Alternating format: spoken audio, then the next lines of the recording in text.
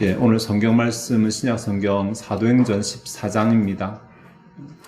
지난주에도 사도행전 3장의 본문이었는데 관련되는 본문입니다. 14장 8절부터 10절까지 말씀을 제가 봉독하겠습니다. 사도행전 14장 8절에서 10절입니다.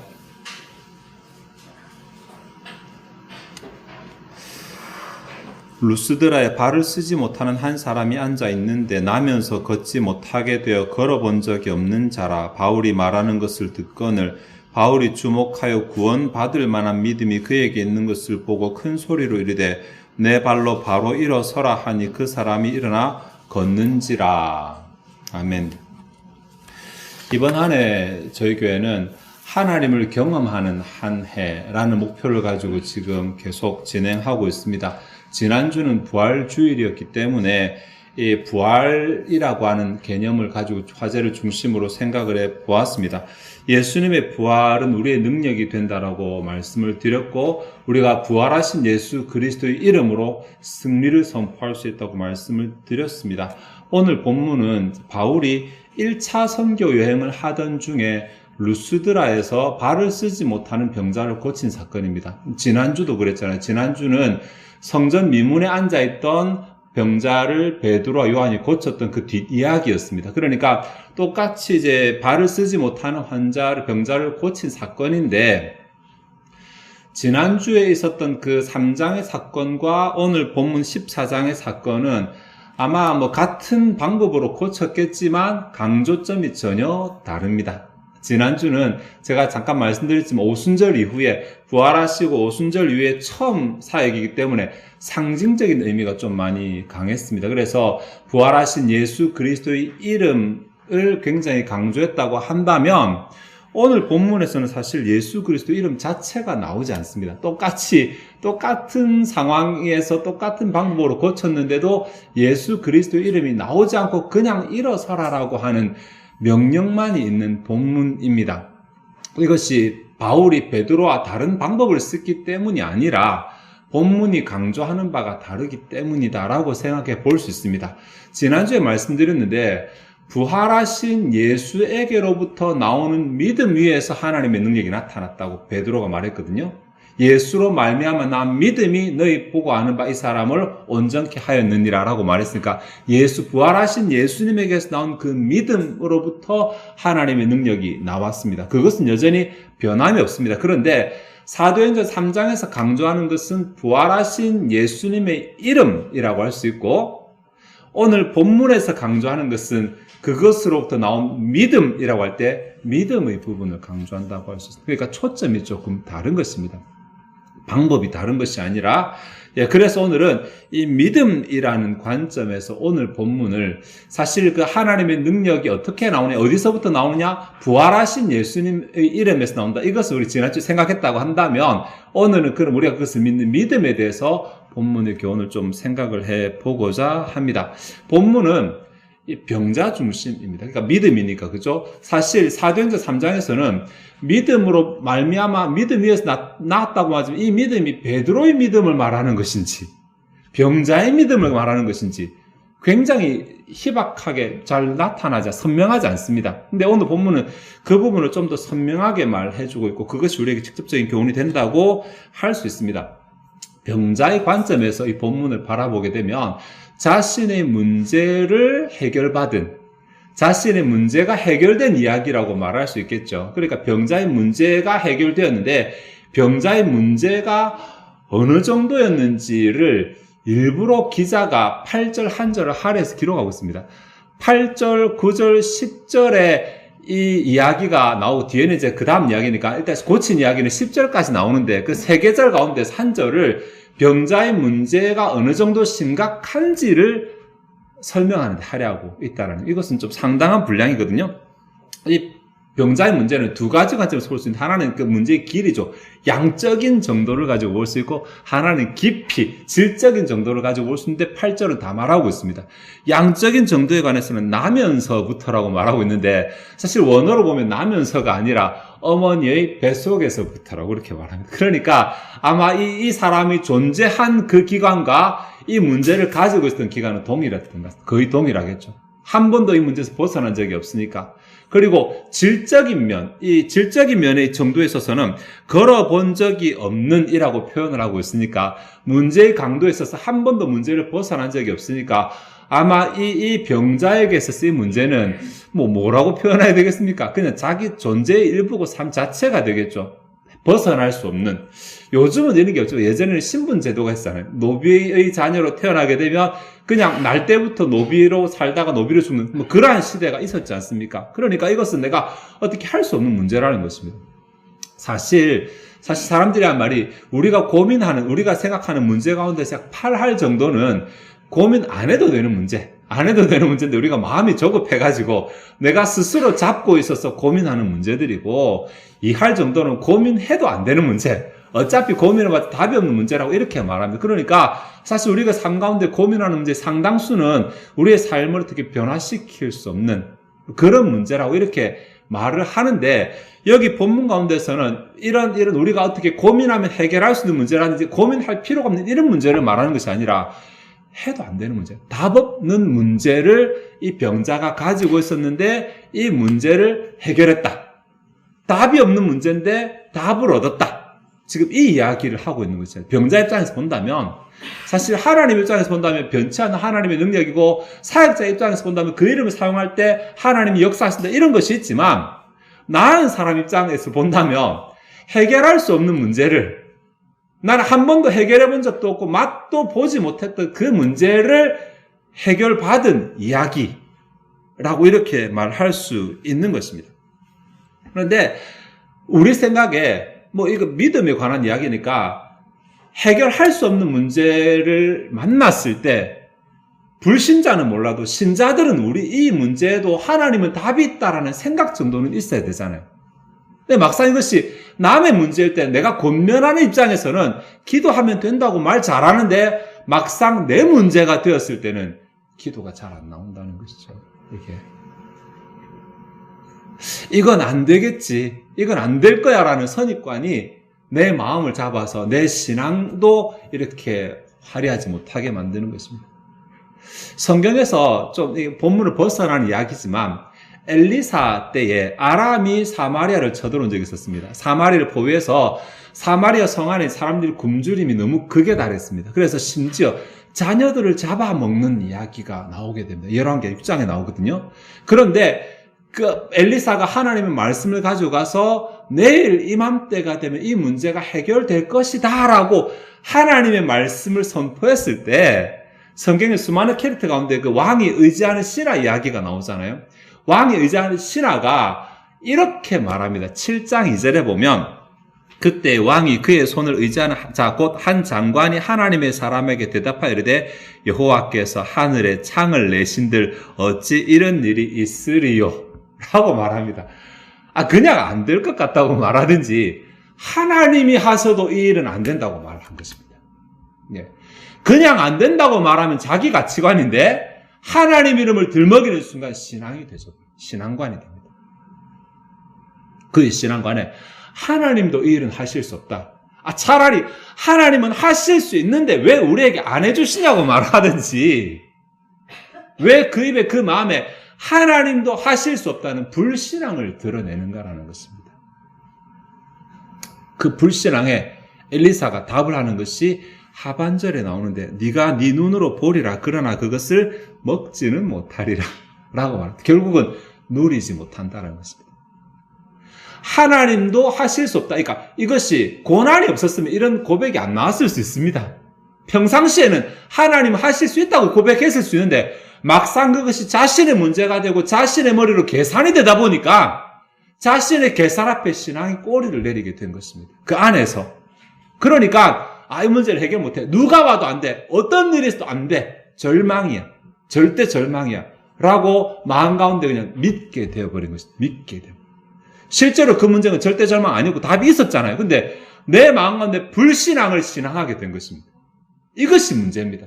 문제를 만났을 때에 적어도 어떤 상황에서도 없는 가운데 천지를 창조하시는 하나님, 모든 것을 가능하게 하시는 하나님은 이것도 하실 수 있다가 돼야 되는데 그 마음까지 사라지게 되는 것입니다.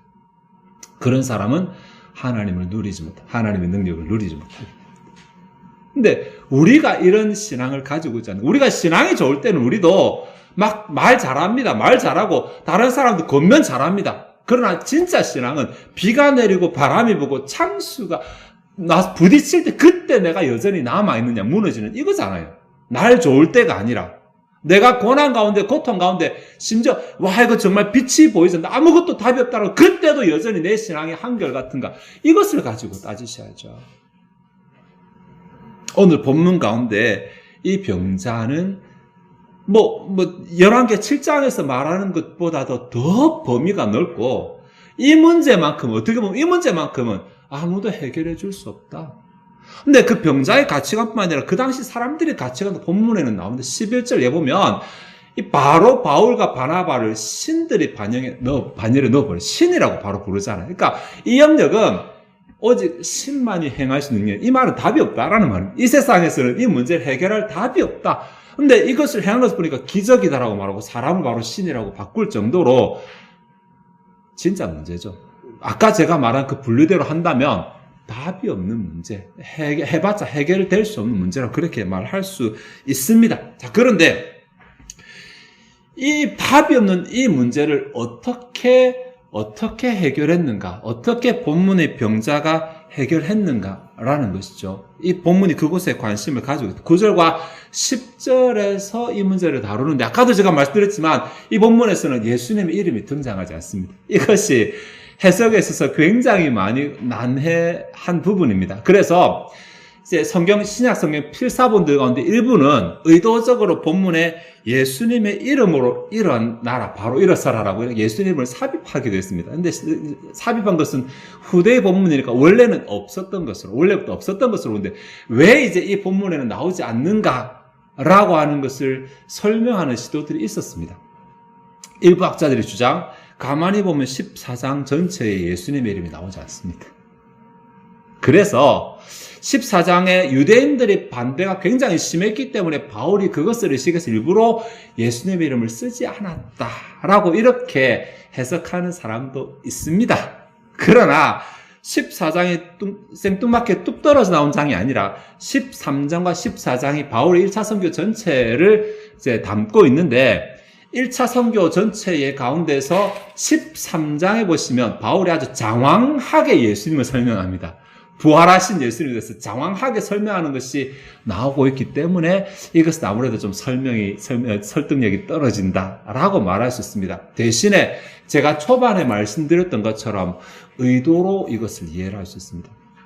3장에서는 부활하신 예수님의 이름에 능력이 있다라는 것을 선포하기 위해서 일부러 믿음에 관한 교훈을 축소시켰다면 오늘 본문에서는 믿음이 이것을 통로다는 것을 강조하기 위해서 예수님의 이름을 전제로 말하고 있습니다.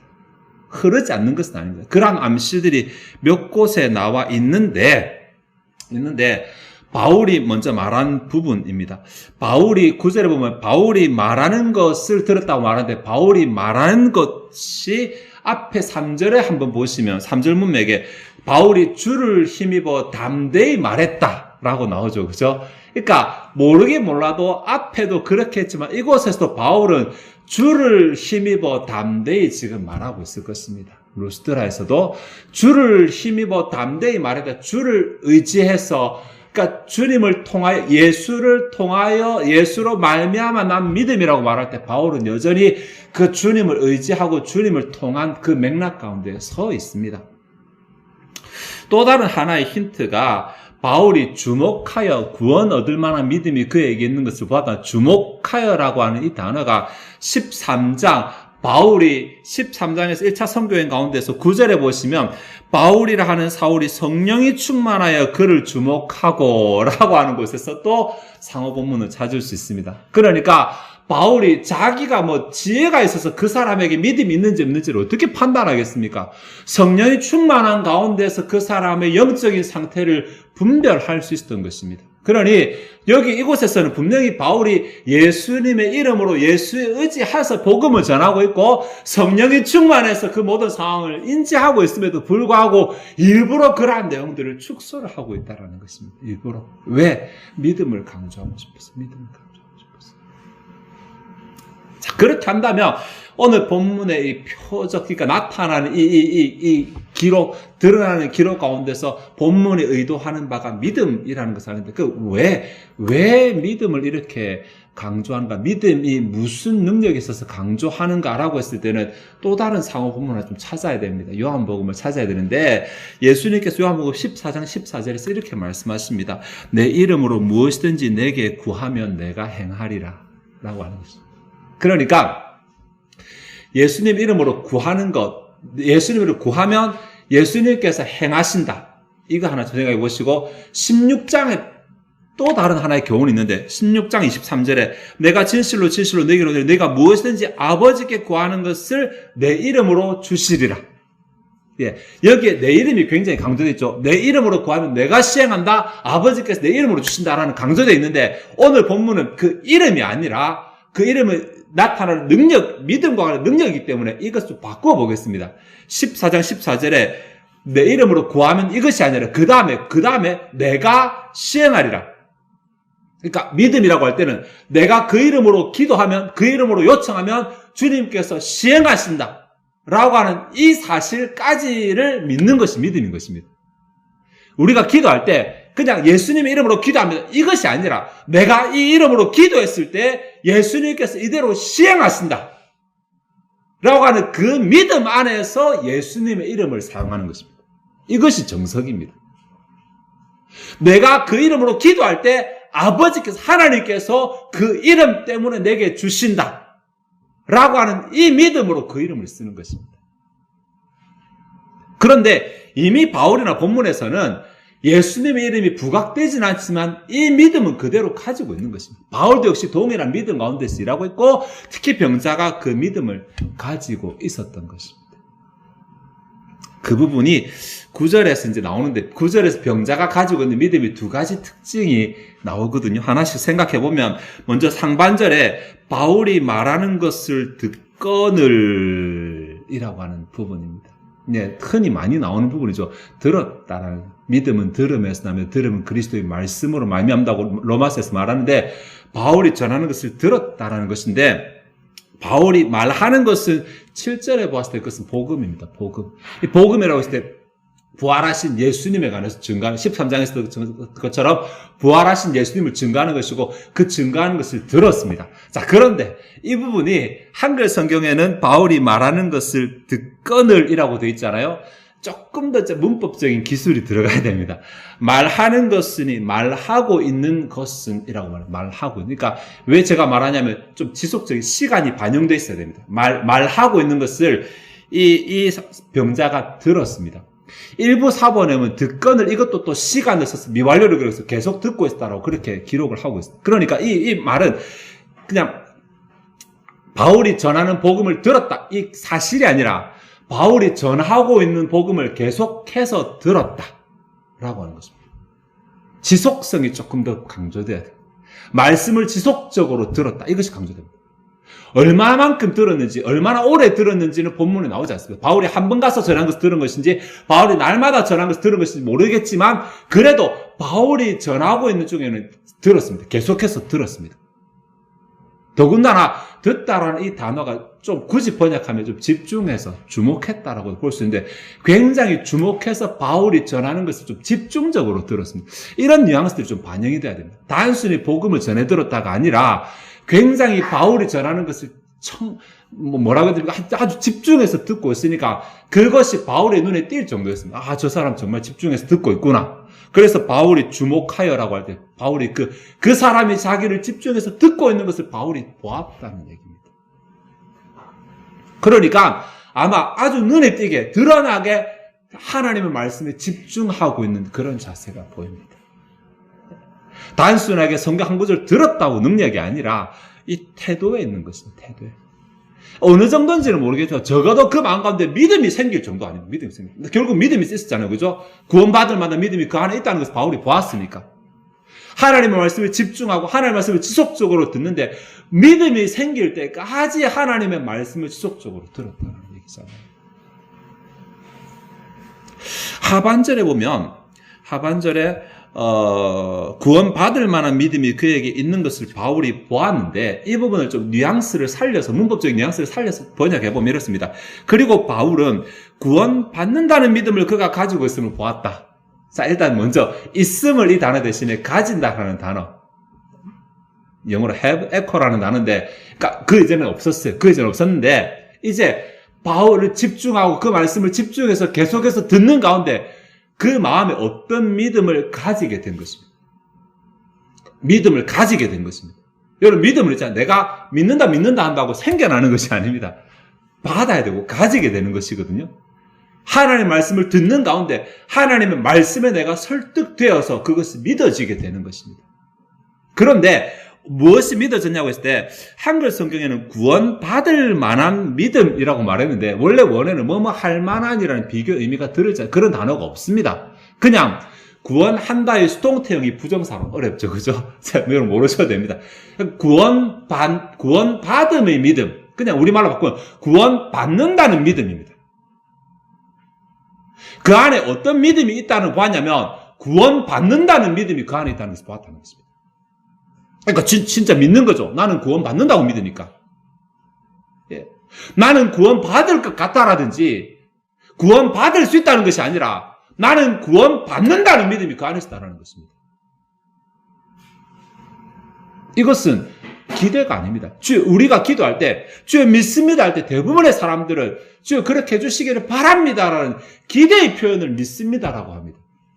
그래서 믿습니다라고 쓰고 바랍니다라고 읽는다 라고 이렇게 말합니다. 그것이 아니라 하나님께서 행하신다, 나는 이것을 구한 대로 받는다, 이 문제를 해결받는다라는 믿음이 그 안에 있었다. 그게 없었는데 그것을 가지게 되었다는 것입니다. 이것이 본문이 우리에게 보여주는 병자가 하나님의 능력을 경험할 수 있었던 믿음의 두 가지 특징입니다. 하나는 이 믿음이 그냥 생기지 않는다는 것입니다. 하나님의 말씀에 집중하고 지속적으로 그 말씀을 듣는 가운데 이 믿음이 생겨나게 된다. 예, 그래서 정말 로마서에서 말하는 것처럼 믿음은 들음에서 나며 들음은 그리스도의 말씀으로 말미암는 것이 맞습니다. 구원 얻는 믿음도 마찬가지고 하나님의 능력을 경험하는 것도 마찬가지고 믿음은 하나님의 말씀에서 나는 것입니다. 말씀에 집중하지 못하면서 말씀 앞에 지속성을 가지지 못하면서 내가 믿겠다라고 말하는 자체가 틀린 것입니다. 믿음은 내 의지가 아니니까, 믿는다고 믿어지는 게 아니니까, 그죠? 말씀을 통해 되는 것이고. 두 번째로는 믿음이 어디까지 가야 이것을 믿음이라고 말하냐면 하나님께서 하신다, 네. 해주시기를 바란다가 아니라, 하셨으면 좋겠다가 아니라 하나님께서 하신다. 본문 가운데서 구원을 하나님이 구원하신다는 믿음이 아니고 구원받는다는 믿음이라고 말합니다. 이것을 구원하다를 수동태로 사용했습니다. 이 수동태로 사용한 것을 결과적 수동태라고 말하는데, 그러니까 하나님이 행하시는 것을 강조할 때는 능동태로 하나님이 구원하신다고, 그 결과 내가 구원받았다는 시점을 보니까 수동태가 되는 것입니다. 이 말은 뭐냐면 믿음이 하나님께서 일을 시작하실 것이다, 이 정도 믿음이 아니라 하나님이 진행하실 것이다, 이 정도 믿음이 아니라 하나님이 진행하셔서 일을 다 완성하실 것이다까지 다 믿는 것입니다. 이해가 되시죠? 그래서 결과적 수동태라고 말합니다. 이미 이 하나님께서 내 문제를 해결하시고, 아니 답이 없는데 불가능한데 하나님께서 이 모든 것을 다 하실 것이다라고 말하는 게 참 뉘앙스가 전달이 다 안 되네. 이미 한 것이나 다름없다. 너희가 구하고 받은 줄로 믿으라 할 때 바로 그 믿음, 받은 줄로 믿는 것, 이미 다 끝났다고 믿습니다. 여기까지. 그랬더니 정말 그에게 하나님의 능력을 경험하는 은혜가 주어지게 됩니다. 예, 명시적으로 예수님 이름을 사용하지 않았지만 예수님 이름을 쓰는 이유가 뭐냐면 예수님께서 이 일을 하신다, 하나님께서 주신다라는 믿음이 전제된 것입니다. 이미 그 믿음은 이 말을 하는 바울이나 받아들이는 병자나 다 가지고 있습니다. 다 가지고 있습니다. 그런 가운데 이러한 일이 일어나게 된 것입니다. 말씀을 좀 정리하도록 하겠습니다. 우리가 살아가면서 문제 많습니다. 문제 없는 사람 어디 있습니까? 세상이 문제구덕인데 여기서 문제 없이 살아가는 사람은 없을 것입니다. 그런데 이 문제를 어떻게 대처하느냐는 이제 우리가 선택할 수 있습니다. 이 문제를 어떻게 대처하느냐. 만약에 내가 이 문제 가운데 답이 없어서 하나님한테 기도로 하나님의 능력으로 이 문제를 좀 해결하고 싶다라고 생각하는 사람이 있다면 하나님께 기도하겠죠. 하나님 찾겠죠. 그렇죠? 하나님을 찾겠다라고 생각하는 사람이 있으면 내가 믿음을 가지고 하나님을 찾는지 막연하게 하나님을 찾는지 꼭 한번 생각해 봐야 됩니다. 꼭. 간절하게 하나님을 찾기를 찾는데 내 마음에 믿음이 없으면서 그냥 간절함만 보이고 있는지 그럼 응답하시면 하나님 은혜입니다. 간절함 때문에 응답하십니다. 그것이 아니라 내가 믿음을 가지고 하나님을 찾는다면 그건 당연한 결과입니다. 믿었기 때문에. 하나님이 내게 주신 믿음으로 하나님을 경험하게 되는 그 방법을 내가 가진 것이니까. 이 믿음을 가진다는 것은 나의 의지의 표현이 아니라 하나님께서 정말 그렇게 하신다는 마음 가운데 확신이 되어지는 것입니다. 확신이. 이 확신은 어떻게 생겨날 수 있습니까? 말씀에 집중할 때. 말씀에 집중하고 말씀을 지속할 때 내 가운데 이 말씀이 내게 믿음을 전달해 주는 것입니다. 중요하죠. 그죠? 중요합니다. 그러니 내 삶 가운데 평상시 하나님의 말씀을 읽고 이것을 암송하고 묵상하고 말씀과 씨름하는 이 삶이 없는 가운데서 믿음을 논할 수 없는 것입니다. 머리로는 돼요. 머리로는. 그러나 정작 그 믿음은 실제 상황에서 별로 쓸모없는 믿음. 지식은 별로 쓸모가 없게 됩니다. 그래서 우리가 하나님의 말씀에 지속하며 집중하는 가운데 하나님께서 행하신다는 그 믿음이, 하나님께서 내게 주신다는 그 믿음이 내 안에 생겨나게 되고 이 믿음을 통해서 하나님께 요청하고 이 믿음대로 응답을 받아 누리게 되는 저와 여러분 되시기를 바랍니다. 기도하시겠습니다. 하나님이시여, 오늘 사도행전 3장과 유사하게 발을 쓰지 못하는 병자를 고친 14장의 본문을 생각해 보았습니다. 이 본문 가운데서 우리의 믿음을 한번 되돌아봅니다.